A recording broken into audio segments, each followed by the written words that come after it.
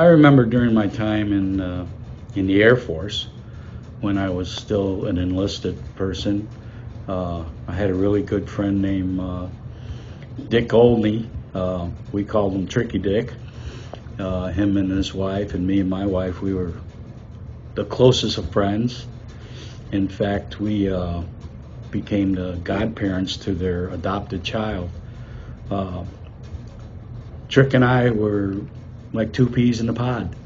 We were always together, whether we were at the base in the squadron working or outside doing sports or what have you. We were always together. Dick left the Air Force about 6 months before I did. His enlistment ended, and he joined the Naval Reserve right in the town where we were, Utica, New York. So when it became time for me to either continue my Air Force career or get out, I chose to get out and join the Naval Reserve with him. That was a good time for about 9 months when Tricky Dick, he decided that he wanted to go back to New Hampshire to live with his family, and I stayed in Utica, New York, where we were living. That was a fun time for me, for me and my wife.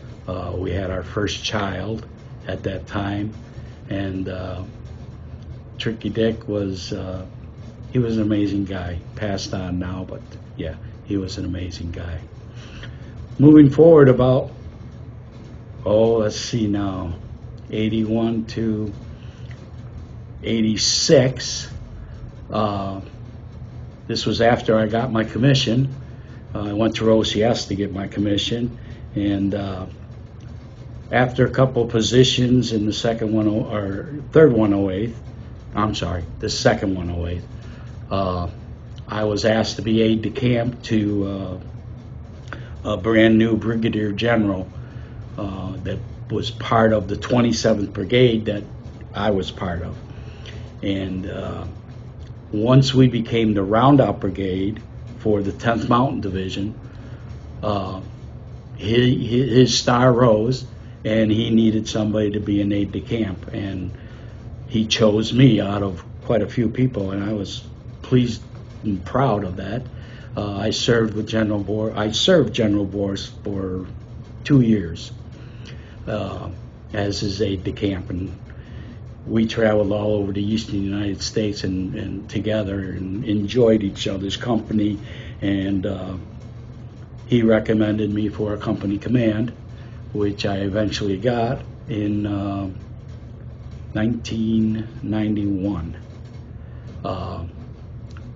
I was promoted to captain and became the commander of the headquarters company, 3rd 108th Infantry, 27th Brigade, 10th Mountain Division.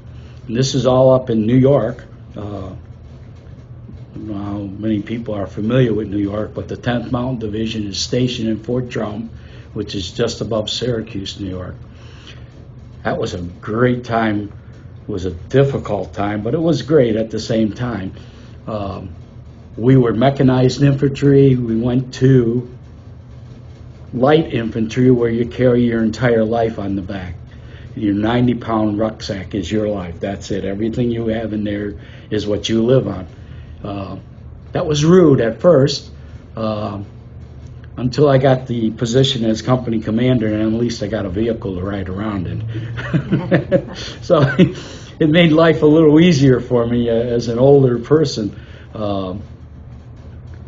I was company commander for a little over 2 years. I was charged to support 2 different summer ATs. AT is our annual training.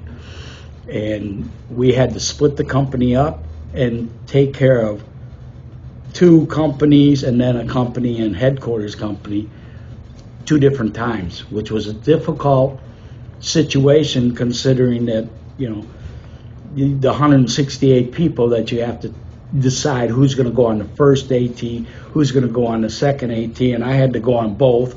So I was a busy person during that, but it paid off. We got outstanding unit for that year. That was the first time a headquarters company in the 27th Brigade got outstanding award. After in 93, I was given a position as the S1 in the second 108th, my home, and I did that for just about a year, and I earned my 20-year letter, which, if everybody knows, in the National Guard, your 20-year letter tells you get a pension when you turn 60.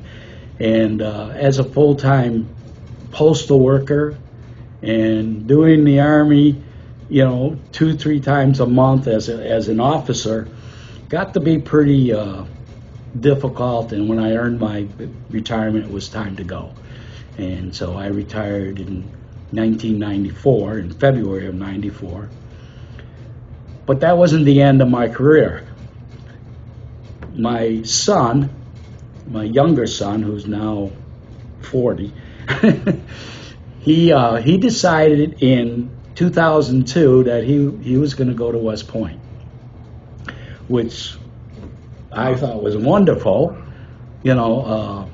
He did get a secondary nomination from the congressman, and I checked with West Point, found out that I could give him a nomination to West Point. So I gave him a primary nomination, and he got accepted. He's quite a brilliant kid. He got accepted, and he took the long route. Usually people graduate in 4 years. It took him 7. He had some problems, but he graduated. He got a commission as a first lieutenant, and that is my proudest moment of all in the military. So I enjoyed my career immensely, my 20 years, and I'm proud of sticking it out and putting the time in to get it done, along with working in a civilian job. It provided our family with a wonderful life, and now today I reap all the benefits of doing the 20 years, which is actually the best thing of all. So that's my life.